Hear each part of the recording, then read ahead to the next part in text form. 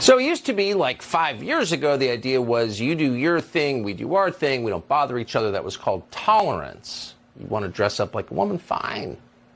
Now the rules have changed completely. Worship me as I dress up like a woman or I'll crush you. That's why suddenly everything, even beer cans, are celebrating and promoting transgenderism. Bud Light has just released a commemorative can celebrating a man who dresses up like a woman. His name is Dylan Mulvaney. Here's Alyssa Heinerscheid, who brags that she is the first female VP of Bud Light, telling us that Bud Light loves Dylan Mulvaney but hates its own customers. So I had this super clear mandate. It's like we need to evolve and elevate this incredibly iconic brand. What does evolve and elevate mean? It means inclusivity. It means shifting the tone.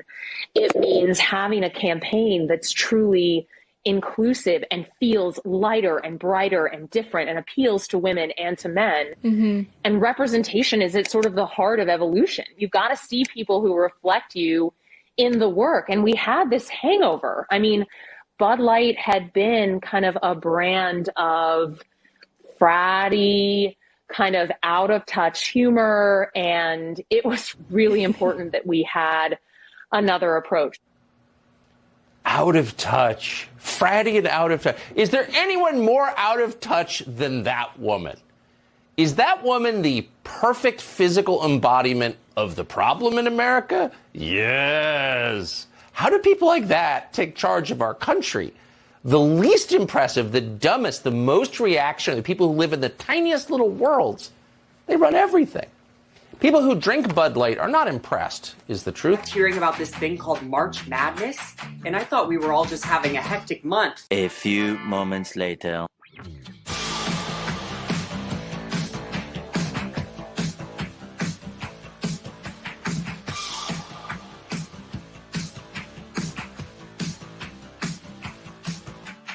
Eventually. They don't know their clientele. I mean, I've never seen such little sales in this past few days. Thanks, Anheuser-Busch. I may not be able to feed my family coming up here soon.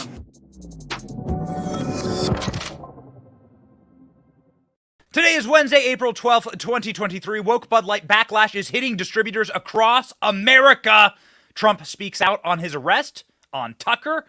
And Alvin Bragg sues Jim Jordan. What the hell's going on there? Texas Attorney General Ken Paxton joins the show to discuss pardoning an Army sergeant targeted by a Soros DA. My name is Benny Johnson, and this is The Benny Show. Lots of news happening, and you got to stay connected. You got to go with my boys at Patriot Mobile, ladies and gentlemen, for your cell phone service. Americans are done with woke companies. They are finished with woke corporations, and it doesn't get more woke than the cell phone companies. You got to get off those carriers, and you can get the same great service with Patriot Mobile. They are the only Christian conservative wireless provider that offers dependable nationwide coverage on all three major networks. You can get the best possible service in your area, plus a coverage guarantee. Make the switch today. PatriotMobile.com/Benny. Get free activation with the offer code Benny, BENNY.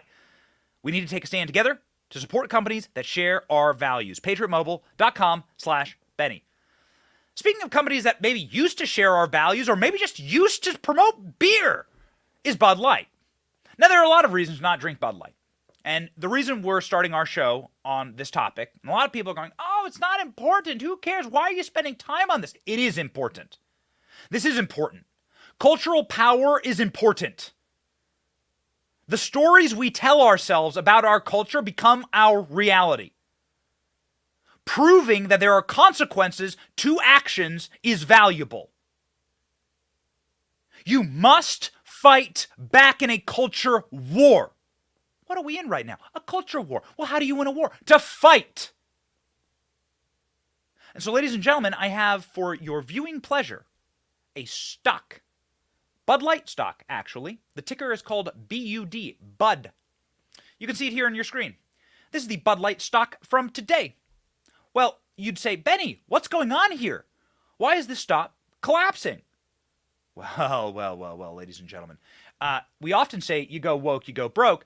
What you are witnessing right there is not just a little blip for Bud Light. What you're witnessing right there, Bud Light with a market cap of $138 billion, losing 4 points on its market cap due to you and me rejecting woke ideology being shoved into every aspect of our life.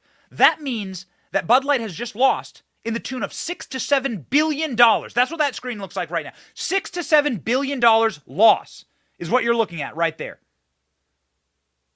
Okay, so that's the penalty. What was the crime?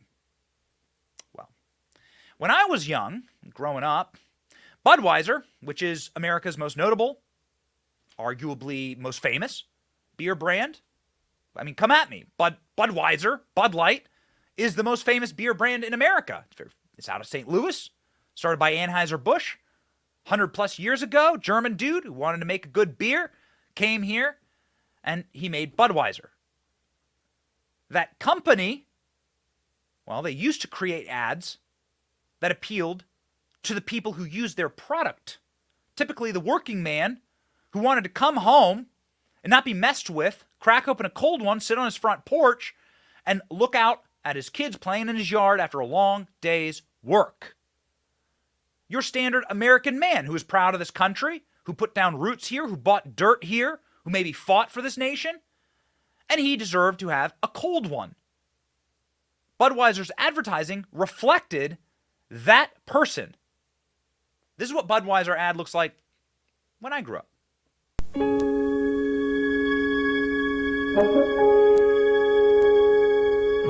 If I thought that no one cared about the things I do in life, well, I'd still care about working hard and making it turn out right. Made in America, that means a lot to me. Oh, I believe in America and American quality.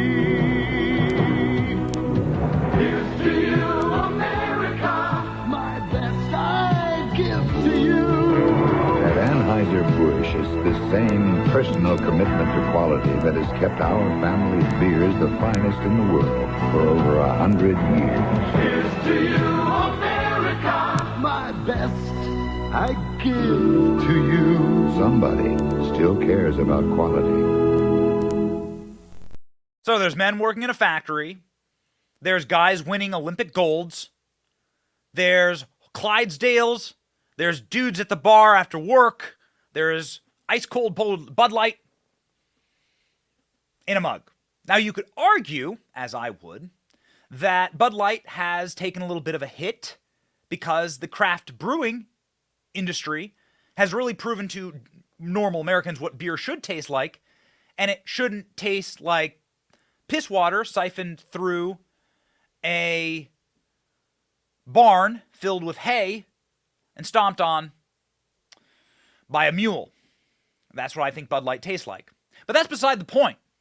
Bud Light was one of the best-selling beers in America. Bud Light was ubiquitous at sporting events and in culture.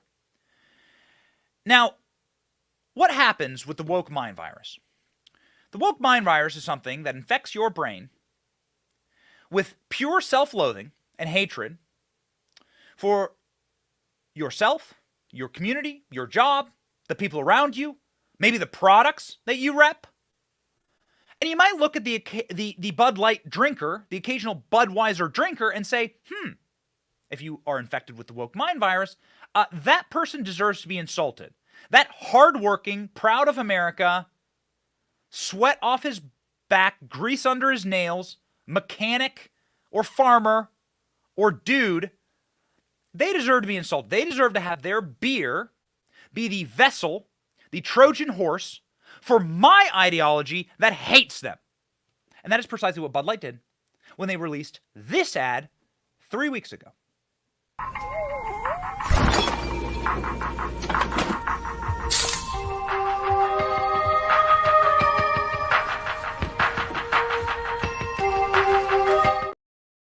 So that, of course, is Dylan Mulvaney cosplaying a woman. Bud Light embraced radical gender ideology. Now, you could argue, why is a beer, again, that tastes like rainwater, that has been funneled through the gutter on your grandmother's house and mixed in with some leaves and sticks from inside of a squirrel's nest, why is that beer, the beer that's available for $1.50 during happy hour at your bar, why is that beer somehow being used to push radical transgender ideology, taking advantage of a mentally ill person to do it? That beer must hate me. Because I actually care about, I don't know, inflation, having a job, providing for my family. What the hell is going on here? You wouldn't be alone. Kid Rock, as soon as that partnership with Dylan Mulvaney was announced, Kid Rock had his own response. Grandpa's feeling a little frisky today. Let me say something to all you and be as clear and concise as possible.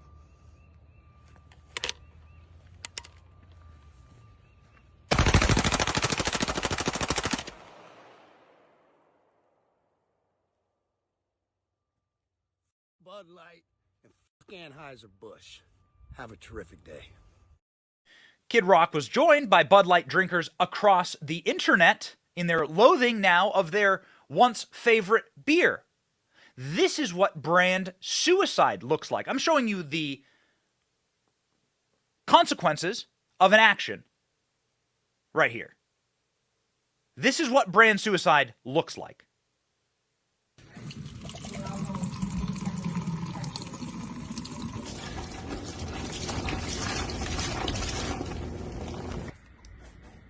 You virtue-signaling bunch of cultural cuckolds.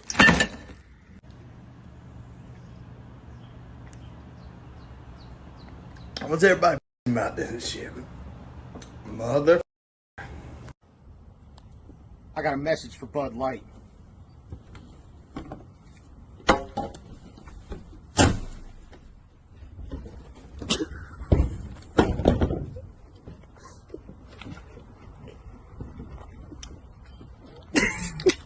Hope that's clear. I'm out.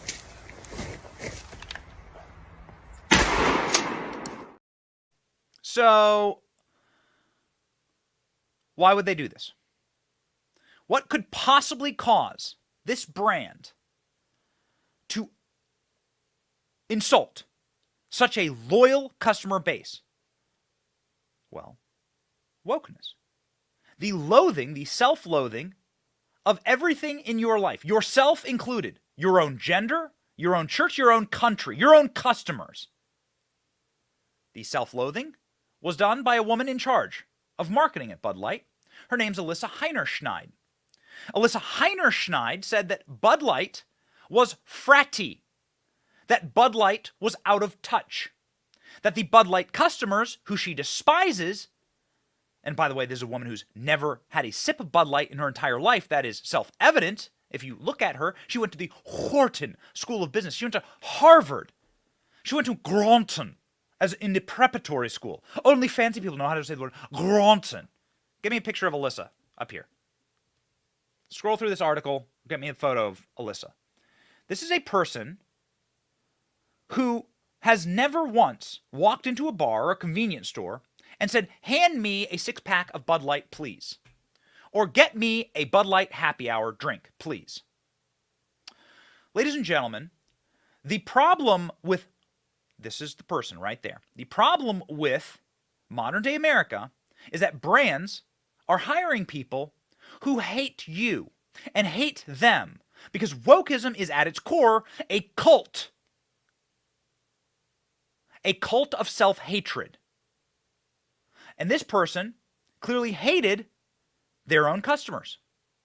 She gave a little speech in a podcast about how much she hated Bud Light, saying that the brand was in decline and that their drinkers were far too fratty, meaning their customers weren't the kind of person that she wants to be the customer. She and her Xanax popping Chardonnay moms in Greenwich, Connecticut, they like drinking Chardonnay.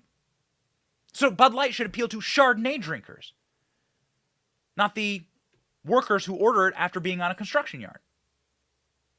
Check out this clip from her podcast. It's gobstopping.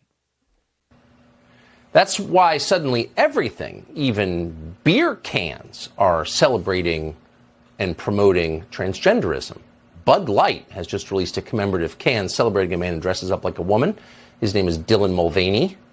Here's Alyssa Heinerscheid, who brags that she is the first female VP of Bud Light, telling us that Bud Light loves Dylan Mulvaney but hates its own customers. So I had this super clear mandate. It's like we need to evolve and elevate this incredibly iconic brand. What does evolve and elevate mean? It means inclusivity. It means shifting the tone.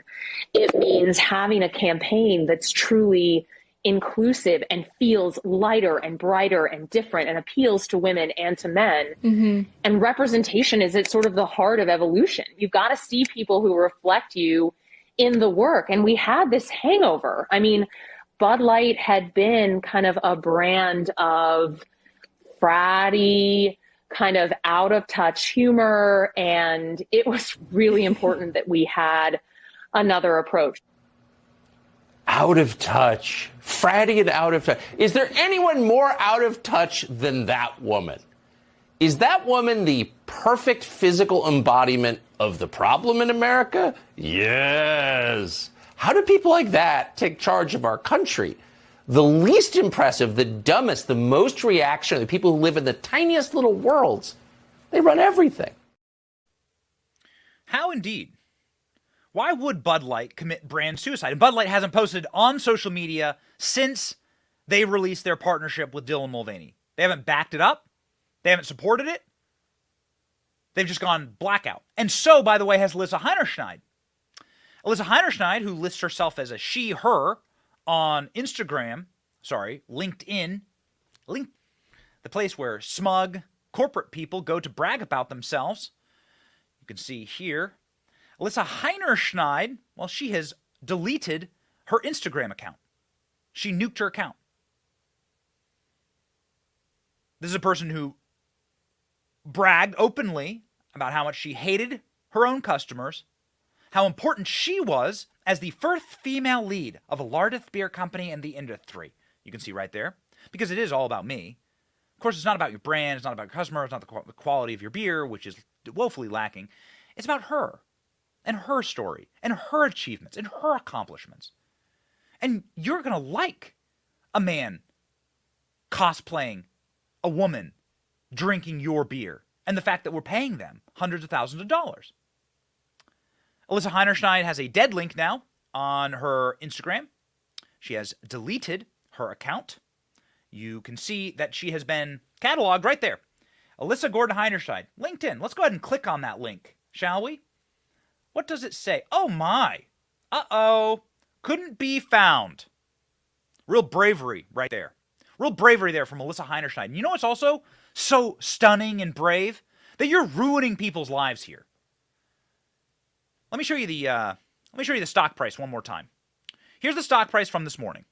This is the ticker for BUD, Budweiser.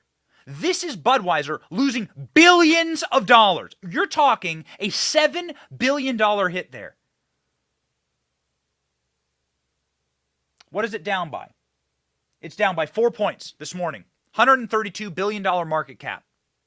$7 billion lost. That's on a large scale for big investors. What about the people who, if Bud Light doesn't sell, then they're not able to feed their family? What about those people? Because there's a lot of people who depend on this brand. Well, ladies and gentlemen, this is the most painful video I will show you today. Bud Light distributor walking through a store packed with Bud Light saying, I've never seen it like this. No one is buying our product. Go. I work for an affiliate company. I am a merchandiser, and the sole product of the company I work for is Anheuser-Busch products. So with all this canceling going on, I've never seen such little sales in this past few days on these products. And it's sad because when people don't buy this beer, I don't make money, and I can't feed my family. So it's kind of heartbreaking, I guess, that Anheuser-Busch did what they did. They don't know their clientele. So it's kind of heartbreaking. Thanks, Anheuser-Busch. I may not be able to feed my family coming up here soon. Absolutely heartbreaking for a man like that. And there are people walking through grocery stores all over America now, seeing shelves empty for competitors for Budweiser, but the Budweiser cans stocked to the brim. We have such a clip here, along with some very, comical music and mockery in the wings. Go. Real man of genius. Today we salute you, Mr. Budweiser head of marketing guy. Only you could take a beer and make it 20 years of amazing ad campaigns, and this is where we end up. Not gonna buy it. What the were you thinking? What were you thinking? Fox News, Bud Light suffers bloodbath as longtime loyal customers revolt against transgender campaign. This is an article that goes through bar after bar after bar saying no one can sell Bud Light anymore. Bud Light is down 50%, according to a bar in St. Louis. A bar in Massachusetts normally outsells, Bud Light outsells Miller Lite and Coors Light 25-1 in Braintree Brew House in Massachusetts. Now, they can't get rid of the stuff. No one will order it, they're saying. They're having to dump it out. A pub in Hell's Kitchen, New York neighborhood, known for its large vocal gay community, reported that Bud Light draft sales have dropped 58% this week, while Bud Light bottle sales were down 70%. Oh, okay. Got it. So what's the point of all this? I mean, is the point of all this to, like, cause guys like that to have painful to, like, hurt the small distributors? You know, there's a map that shows where all the distributors are in America for Budweiser. And that map shows that hundreds of distributors are in the South and in the Sun Belt, and then up the East Coast. And then it really peters out through the rest of the country. So the vast majority of the population of people who drink your beer are living in the Bible Belt, effectively, so-called. And so what does that mean? That means that as a brand, when you decide to embrace an ideology that is anti-Christian, because God created two genders, and that is what billions of people believe around the world, well, then you're going to piss people off. In fact, being anti-Christian is a very bad thing to be inside of a nation where still 80% of the people believe in God, 70% of the people are Christians by denomination, but it doesn't matter if you're a Muslim or a Jew, which makes up the preponderance of other religious people, you still believe in God's design and creation. This is what you're doing. This is important. I think the messaging really needs to hit. The messaging needs to be, when you embrace this ideology, you do so at your own peril, because what you're doing is you're making a mockery of the belief system that has existed for thousands of years for billions of believers around the world in God's creation. Satan always mocks God's creation. It is amorphous. It is demonic. When you see the reflections of Satan's work in reality, look at the statue that sits atop now a courthouse in New York, fittingly. The golden statue of the amorphous demon, the bastardization of God's creation. It is unchristian. It is anti-Christian. Call it what it is. You are mocking people of faith. And now some of your biggest, most notable, most famous brands in this country are doing that.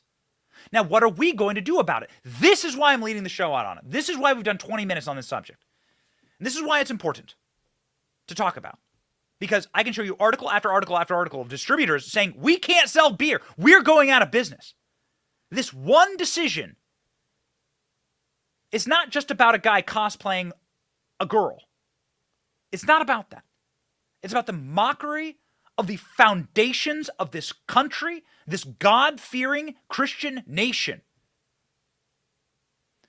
You are spitting in our face, and you're doing this on the same week that a transgender, mentally ill person shot up a school and slaughtered Christians. You did it as a targeted act of terrorism, and where in the hell is the manifesto? Why can't we see it? You know why. So there must be pain. There must be retribution. There must be a consequence. When my 2-year-old's acting up, pudding smeared all over the place, plate broken or whatever, there must be a consequence. Everyone understands this. And this is our consequence. This is us proving that we, the moral people in this country, the consumers in this country, who make up the vast majority of this country, what's the population of transgender people? Who exactly are you trying to appeal to here? What Alyssa Heinerstein is trying to appeal to here is her direct group of friends inside of a posh Greenwich, Connecticut, 90% Joe Biden voters, on the woke train, delinquent, kids hate them, their husbands hate them, wine moms, Lululemon pant wearing, Xanax rattling around in their purse. She's trying to appease her friends. She doesn't care about the customer. She cares about a sick ideology that is in vogue right now. That's it. And so we must punish those people. We have to penalize them. We have to have it hurt for it to not happen again. And while we still have power in this country, which we do, we have the majority of the power. The transgender population is like 0.001 correction percent of the population. If you're going to appeal to them, fine, there's going to be a suffering that happens. You are going to hurt by doing that. And we need more of it. And I'm sick of these conservatives saying, why are you wasting your time on this? I'm wasting my time on this because these people are demanding something that I will not give them. The agency to raise my children, the agency to believe in my God and to believe in my faith, and the capacity to say with a clear voice that biological reality is true, fact is fact, 2 + 2 = 4. You will not take it away from me as long as I am standing here and breathing, and you will not take it away from my children. And if you dare to try and inject that further into the brands that I love, then consider those brands dead. And so I am 100% on the bandwagon. Do not ever buy a Bud Light product again, a Budweiser product again. Be done. Extract pain. And wait for that company to apologize. Watch them grovel. They must fire everyone, get down on their knees, apologize, disavow. Disavow. Then we can have a conversation. Then we can get started. That's it. That's what you will do. You will kneel before us and you will apologize. Until then, no Christian, no person of faith, no red-blooded American. If you have red blood in your veins, then you do not buy a Bud Light product. The end. The end. And then what happens? A bunch of smaller companies who don't have this market cap say, my God, we will not be using our products as a Trojan horse to push wokeness or ESG or DEI or any of this garbage. It's Marxist crap. Not here. We don't do that here. Trust me, this will have a profound, and already is having a profound effect on the marketing and marketers of America. And the dumbasses who run this company and outsource the creative to these monsters. Mark my word. Trust me. This is already having an effect. I have a lot of people and a lot of friends in this industry. This is having a chilling, horrifying effect. They are learning a harsh lesson here, and it hasn't even begun. In case you're wondering what it looks like at scale to be done with Bud Light, here's a cement roller crushing thousands of cans of Bud Light. I don't know where these guys got so much Bud Light, but you can see here, or maybe you can't, the rolling of tens of thousands of Bud Light. I guess the video's not going to play, but this sucker effectively crushes thousands of cans of Bud Light. I don't know how these guys got so much Bud Light, or how they got a cement roller. Presumably just presumably a construction company. There's your customer, ladies and gentlemen. And that's why it matters, and that's why it's important, and that's why shaving off billions of dollars on their market cap, putting their distributors out of business, and saying no more matters. These moments matter, ladies and gentlemen. If you are going to purchase Bud Light, you might be using a dollar bill. That's fine. But, ladies and gentlemen, I don't think you should be purchasing Bud Light at all. And frankly, that dollar bill is worth less than ever. Inflation is stubborn and very, very bad for your pocketbook. That is why I encourage you to consider diversifying in precious metals. Take my advice and protect your financial future with something real, gold and silver, from my friends at Allegiance Gold. Allegiance Gold can help protect your IRA and 401k with physical gold and silver. If you prefer to have it directly delivered securely to your front door, you can do that. You can hold it in your hot little hands, the hands that are not holding cans of Bud Light. Since the beginning of time, there's only one universal currency that has the value stacked up against fiat currencies, and that is gold. We have a fiat currency system. They're going to introduce a digital dollar soon. Scary, scary stuff. Allegiance Gold is the highest ratings in the industry, 5 stars, with TrustLink, AAA rating, and Better Business Alliance. An A-plus rating from the Better Business Bureau. Get up to $5,000 in free silver with a qualifying purchase when you visit protectwithbenny.com today. Or give them a call at 844-790-9191. Protect with Benny today. Donald Trump was protecting quite a bit last night when he talked with Tucker, saying that the women and men who were booking him inside of New York were sobbing, that they were crying when they booked him because they knew what was going on. They knew the collapse was at hand of everything that we hold dear. They knew that this was a very, very scary moment. And the people who booked Donald Trump inside of the New York courthouse, there in dark blue Manhattan, according to Donald Trump, were weeping. Watch. Well, it was a horrible thing because I did nothing wrong. Absolutely nothing wrong. You look at even the pundits and the legal analysis, Greg Jarrett, all of these really talented people, they're saying he didn't do anything wrong. So that's number one. Number two, they were incredible. When I went to the courthouse, which is also a prison in a sense, they signed me in. And I'll tell you, people were crying. People that work there, professionally work there, that have no problems putting in murderers, and they see everybody. It's tough place. And they were crying. They were actually crying. They said, I'm sorry. They'd say, 2024, sir, 2024. And tears are pouring down their eyes. I've never seen anything like those people are phenomenal. Those are your police. Yep. Those are the people that work at the courthouse. They're unbelievable people. Many of them were in tears or close to it. Many apologists were sorry, sir. We're sorry. They had to have me do certain things. They said, sir, I can't believe I have to ask you. I can't even believe that I have to ask you to do it. You could see. So in one sense, it was beautiful because they get it. In another sense, it's nasty. I went to the Wharton School of Finance. They didn't teach me about that. That wasn't like they didn't know about the arraignment part? That wasn't. We didn't have a class on arraignment. Donald Trump was in rare form last night. He was loose. He was funny. He was jawing back and forth. He was in 2016 form last night with Tucker. He sort of has a tendency to go on.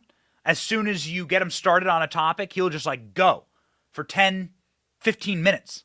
I've been in multiple rooms with Donald Trump, sat next to him, and eaten McDonald's French fries with the man. And that's what he does. He just ends up talking about whatever he wishes to. And you sort of saw that at play for the entire hour last night on Tucker's show. It was a great, great interview. Tucker's going to come back tonight with more of it. Donald Trump had to be bleeped one time during the interview, calling the investigations against him BS. We, of course, agree. They're trying to prevent you from making it to the general election by tying you up in lawsuits, charging you with crimes. You've described the process. The old Soviet process. The old Soviet process. And you've described it as illegitimate. If this goes to trial and you get convicted, how would you respond in the middle of a presidential campaign? Well, how would it's so off. Statute of limitations are years off. It's hard to believe. Usually when you have something like this, the Democrats say, oh, he's terrible, guilty. The Democrats have even said, I'm innocent. I watched some of these, I think it was Andrew McCabe, the FBI guy who I fired. He came out, he said, they've got no case. They've all come out and said it. And then you've had Andrew McCarthy, you've had Jonathan Turley, Greg Jarrett, Dershowitz, all of them, everybody, and they're, down the middle people. They see it. They say there's no crime.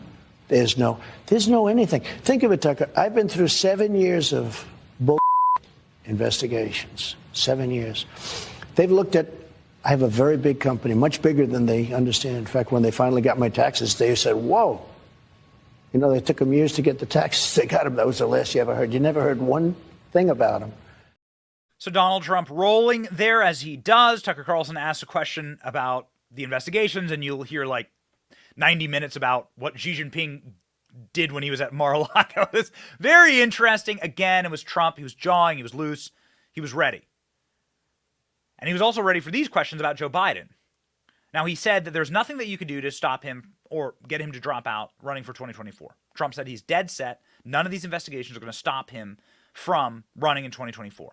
He's not going to drop out. He's going to charge forward. That's 2016 Trump. Then he was asked about Joe Biden, what he thinks about Joe Biden. I thought this was probably the most newsworthy answer of the night. Donald Trump on Joe Biden's fitness and health. Go. Do you think Biden will stay in the race? Look, I watch him just like you do. And I think it's almost inappropriate for me to say it. I don't see how it's possible. But there's something wrong.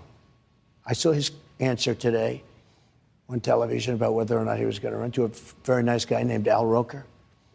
I mean, you can't get a softer question than that. That was a long answer talking about the eggs and the this and that. Look, I don't think he can. Subscribe to the Fox News YouTube channel. Okay. got a little Fox News stinger in there. Very exciting. So what is Donald Trump fighting right now? Well, he's absolutely fighting evil. You can describe it no other way. These are people who wish to silence your voice, whether it be with Bud Light and their marketing. They want to insult you. They wish to insult you. And so now Alvin Bragg, Soros DA, New York, is suing Jim Jordan. Jim Jordan is performing oversight here. We've had multiple members of Congress and legal experts on saying, if you use federal funds to go after a federal candidate for office, well, that means congressional oversight.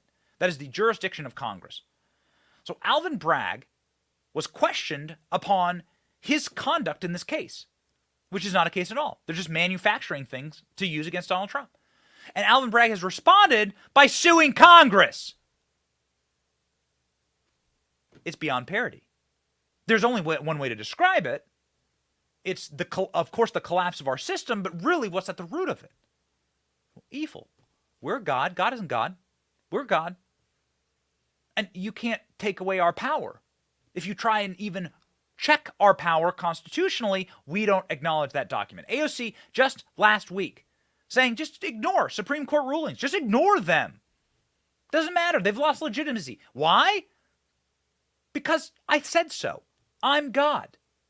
I can decide what my gender is. I can decide whether the waters rise or lower in the ocean. Remember that Barack Obama promise? If you elect me, the ocean levels will recede. In case you need any further insight into the worldview of these people. Alvin Bragg sued Congress yesterday. Just jaw-dropping. Watch. Lawsuits, Jesse, can be a pretty good way to stall an investigation, or at least put your opponent on its heels, and that gives your side a chance to lengthen the game and maybe craft a better defense plan. And that's what critics are arguing tonight is really at play here in New York, as lawyers for Alvin Bragg have filed a suit, as you point out, seeking to bar Jim Jordan and his congressional allies from enforcing a subpoena sent to a gentleman by the name of Mark Pomerantz. He was actually the leader of the New York DA's Trump investigation, then left and later wrote a book about the experience. Now, the 50-page suit accuses Jim Jordan of brazen and unconstitutional attacks on the prosecution of Mr. Trump and a transparent campaign to intimidate and attack the DA. But on Twitter, Jordan responded saying, quote, first, they indict a president for no crime. Then they sue to block congressional oversight. When we ask questions about the federal funds they say they use to do it. Now, today, The judge in the case issued a temporary restraining order that actually had been proposed by Alvin Bragg's lawyers. Instead, she ordered that Jordan's attorneys respond by the 17th, and she has scheduled a hearing for April the 19th. Bottom line here, Jesse, really we want to know, were federal funds used in a state prosecution? Where's the gut check? Where are Republicans on this? What are Republicans going to do? Or are we just going to let this small cabal of Marxists take over our entire country, our favorite beer brands? But more importantly, the rule of law? Is there any rule of law anymore? Where's the check? We're in a culture war. Where's the war element? War means you fight back. There is one man who is fighting back in the state of Texas, with one of the darkest stories in the last 72 hours of a news cycle. Texas Attorney General Paxton hammers Soros-backed DA, backs pardon for a veteran who fatally shot a BLM protester. So what's the story here? Sergeant Daniel Perry was trying to make a living driving an Uber. He got attacked. He got an AK-47 pointed in his face. He has a right to defend himself. Stand your ground laws, self-defense in Texas. Now, the protester was part of a BLM movement protest, so as protesters mob his car and point guns in his face, Kyle Rittenhouse style, he defends himself. And now he is the one going to prison. Why? Because of a George Soros-backed district attorney. Here's the latest on that. There's a motion for a new trial filed on behalf of the Army sergeant convicted for the murder of a Black Lives Matter protester in 2020. Prosecutors say Daniel Perry shot and killed a demonstrator in Austin who was holding an AK-47. Governor Greg Abbott is calling on a Texas board to recommend a pardon. Now, DA Jose Garza, a Democrat, is asking for a meeting with those officials to present evidence from Perry's trial. So Ken Paxton has demanded that the legislature address malicious prosecutions and prosecutors who are not doing their job. Joining us now, ladies and gentlemen, a hero in the state of Texas, Attorney General Ken Paxton.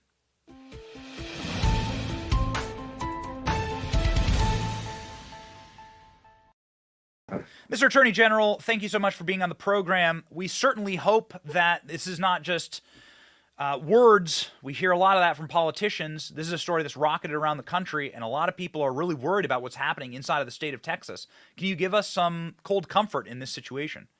Yeah, look, we've got real problems in Texas. We have several counties, our largest counties, who Soros has funded elections against other Democrats who are actually prosecuting, and brought in guys like Jose Garcia who have not been prosecuting. And the result is our crime rates have gone up, and many crimes that the legislature has put in place, he's nullifying. And then you have this case where it looks like he's going after somebody, ruining their lives in a case where they should have been left alone. And the sergeant was left alone until Jose Garza was elected. The previous DA did not prosecute him because, I'm guessing, it looked like self-defense. Mm-hmm. Mm-hmm.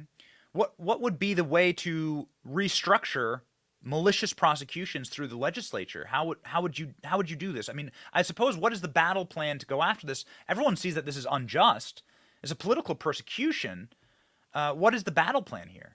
Look, it's a complicated issue, but in many states, you have the attorney general can actually have some type of concurrent jurisdiction over criminal cases. In our state, the DAs are the sole decider of whether things get prosecuted and how they get prosecuted. There's no oversight for them. So we have no oversight for them. They can do whatever they want. If the Texas legislature passes a law that says you're going to prosecute, shoplifting, or you're going to prosecute abortion, or you're going to prosecute drug crime, and they decide not to, nothing can be done right now. And if they decide to maliciously prosecute people, there's no accountability. DAs, district attorneys in Texas, particularly the ones in these large counties, and Soros has figured this out, they know they can do whatever they want, and there's no accountability. There's nothing that anyone can do under current law. So pass laws that provide some type of oversight for your office. You're the top law enforcement official in the state of Texas, correct? Yeah, I don't think I think you have to. You have to have some accountability for district attorneys. Everybody else has accountability. There's some mechanism for accountability for all of us, except for the district attorneys. They need accountability. I think you need to have concurrent jurisdiction for the Attorney General's office on all criminal matters, and then some type of place that you can file a grievance if a district attorney is maliciously prosecuting people. You certainly can do that against lawyers. How come you can't do that against a district attorney? Yeah, that's a really great question. You live in, I don't know if you live in Austin, but you do work in Austin. That's where the state capital is. Austin is such a strange city because it doesn't seem like Texas. There's rampant homelessness. There are areas that are very crime-filled, drug-filled. Why is Austin a mess? Very liberal. I mean, we have, obviously the seat of government tends to have that. We also have University of Texas, and it's just been a liberal city for a long time. It's gotten more liberal, more progressive, and we've watched, as you said, as homelessness, crime has gone up. It's turning into a different type of city. It's becoming more like San Francisco than I'd like. Now, hopefully that we can stem the tide, but that's the direction that some of the leaders. Now, I think we have a much better mayor than we had, so I'm hopeful that direction is changing. Mm-hmm. I live in Tampa, Florida. In Tampa, Florida, a state attorney was removed. A Soros-backed state attorney was removed for simply not following state law. Texas is a very strong stand-your-ground state, obviously a Second Amendment-loving state. Is there any conversation about actions like that against this attorney? Actually, the legislature is trying to pass a removal statute right now, so I'm hopeful that will be passed. The challenge would be, where does that case go? If it goes to an Austin judge, it becomes very challenging to make that happen because Austin judges tend to be really liberal, and they're likely going to stand on the side of a district attorney who's either maliciously prosecuting a case like this or not prosecuting other crimes. So I don't know how it's all going to play out in the end, but I'm hopeful, but also concerned that if the decision is going to be made in a liberal county, we're going to have trouble ever actually effectuating that statute. Mm-hmm. Mm-hmm. So there is, I just want to give some cold comfort again to the audience. There is motion by Republicans and elected officials in the state of Texas to ensure that this wrong is righted. How long do you think that the parole board will take to get a parole recommendation to the governor? I don't know. I'd certainly encourage them to look at all the evidence, look at what was said at trial, and I'm sure that'll take a couple of weeks to get through all the records of trial. I think I would be hopeful that would happen within a month. Obviously, this guy's got a lot on the line. His whole life is on the line. So I'm very encouraged that they're looking at it. I'm very encouraged that the governor said this. And I really do think this is going to end up coming out with the right result. Unfortunately, this is only one case. And, this one got a lot of publicity, but how many more like this do we have? And my concern is we need to address this type of case going forward so that other people have a chance to survive a potential malicious prosecution. Yeah. You are, of course, seeing lawfare across the nation, targeting conservatives, targeting Republican presidential candidates, leading Republican presidential candidates in New York. So this seems strange and is certainly aberrant to our American experience, but here we are. Joe Biden and his family attempted to sell an enormous amount of oil, Texas oil, to the communist Chinese when Joe Biden left office, a company called CEFC. Would you be in favor of looking at the Biden's business dealings in Texas, since now apparently that's fair game with no statute of limitations? Look, I think somebody should do it. Again, the legislature hasn't given me that authority to do it. I don't have any more authority to do that than you do. I wish I did. But Hillary Clinton, same issue. That investigation went nowhere. We never had any transparency about all the issues related to her foundation and about what happened to her with her server issues. None of that was transparent. None of it was really explained. And yet you see what's happening to our leadership, Donald Trump, bogus claim. We don't even know the crime that he actually committed that underlies the whole thing, making it a felony. It's totally convoluted. But the problem we have in Texas, again, is we don't have a system that allows for that type of investigation unless a district attorney in Texas who had some connection to it can bring it. I see that as very unlikely. We're never going to get to that question that you're talking about. So, assuming that the deal went through, they were going to sell a ton of natural gas. A lot of that would have been made in Texas, in Midland. There's certainly a district attorney that's conservative there. And so these district attorneys in Texas, would you be in favor of one of them if they were able to see a footprint for the Biden family there in Texas? Would you be in favor of one of those district attorneys opening up an investigation for selling Texas oil to our global rival, communist China? Absolutely. I think if there is a legitimate issue, a possible crime, then I think the district attorney in any county that has jurisdiction should take a look at it. And as the left loves to say, no one's above the law except them. And then they use the law as a weapon against us, and not for just cause, but for things like that are happened to Donald Trump and to Sergeant Perry. You final question here. You've been winning in court cases against the Biden administration. Texas has been racking up a number of wins against the Biden administration via the invasion at your border. You have the longest border.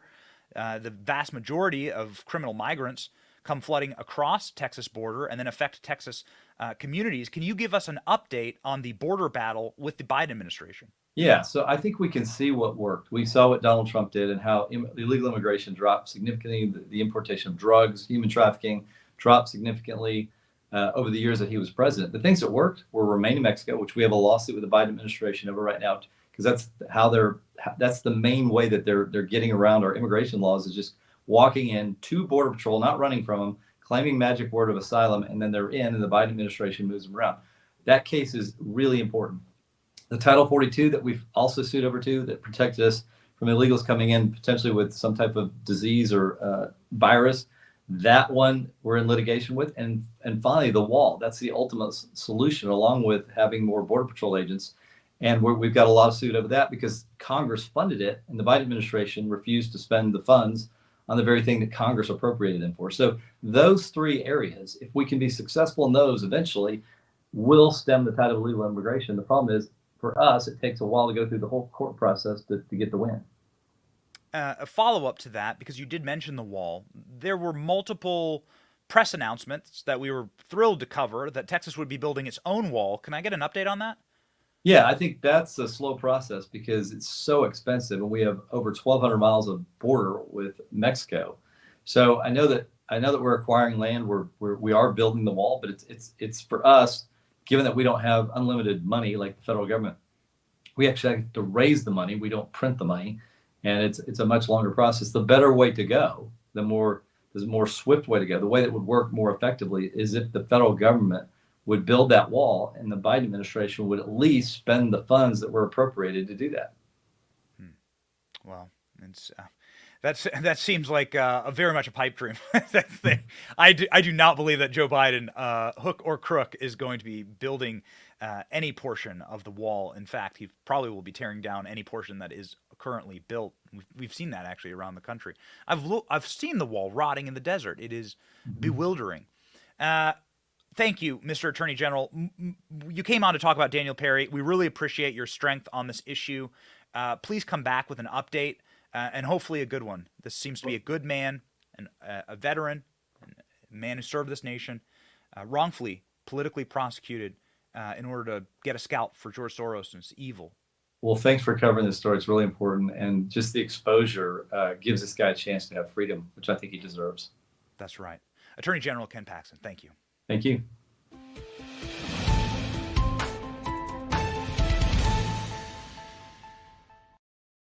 Oh my, ladies and gentlemen, how the turntables do indeed turn. So you will hear quite a bit about Donald Trump and how criminal he is and how important it is that we prosecute Donald Trump for 34 different felonies, and he might spend 300 years in prison, right? But snuck into the news cycle here are little stories like this. Hunter Biden's business partners, assistants, visited White House over 80 times when Biden was vice president. 80 times. There was like a turnstile that was being run by Hunter Biden at the White House. 4 business partners, a vice president, and 2 assistants at Hunter Biden's now defunct firm visited the White House more than 80 times when his father was vice president for Barack Obama.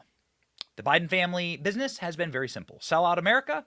They made a hedge, a bet that America was a sinking ship, and they wanted to get the brass off the Titanic before it was at the bottom of the ocean, and they wanted to sell that brass to the most evil people on planet Earth. President Biden had repeatedly insisted that he had no knowledge of Hunter's business dealings amid dual criminal and congressional investigations. However, Joan Mayer, who says she was the vice president of Hunter's now defunct investment firm, made at least 17 visits to the White House during that time. 80 total visits, again, for Hunter Biden and his criminal business partners. Check it out. 4 business partners, a vice president of the company, and 2 assistants at Hunter Biden's now defunct firm visited the White House more than 80 times when his father was vice president. That's according to Fox News Digital. President Biden has repeatedly insisted he had no knowledge of Hunter Biden's business dealings amid dual criminal and congressional investigations into the first son and his family. The White House and Hunter Biden's attorney did not respond to requests for comment. Why did they not respond? Well, as we've covered earlier in the show, Hunter Biden was at the Easter egg roll. You see, he's been busy palling around. He's been directly on his beleaguered, diseased father's side. This is probably why I would hedge that Joe Biden does, in fact, run for president. Donald Trump was saying maybe he won't. I think he does. Because who the hell is going to pardon this family? As soon as Joe Biden is no longer president and no longer running, it will be open season on this family. Trust me. They will absolutely throw them as quickly as they possibly can under that green electric bus that Kamala Harris is always giggling about. Hunter Biden tags along with his dad to the United Kingdom, to Ireland. That's where they are right now. First son Hunter Biden tagged along with his dad Tuesday on a multi-day trip to Northern Ireland and the Republic of Ireland, even as the first son is battling congressional and criminal investigations. The 53-year-old will join President Biden in Belfast on Wednesday to commemorate the 25th anniversary of Good Friday Agreement, because that's what's happened. That's what matters right now. A sightseeing trip for Joe Biden to go visit his family in Ireland. That is absolutely the number one most important thing for formerly the most powerful person in the world, the President of the United States. The actual most powerful person in the world is probably Xi Jinping right now.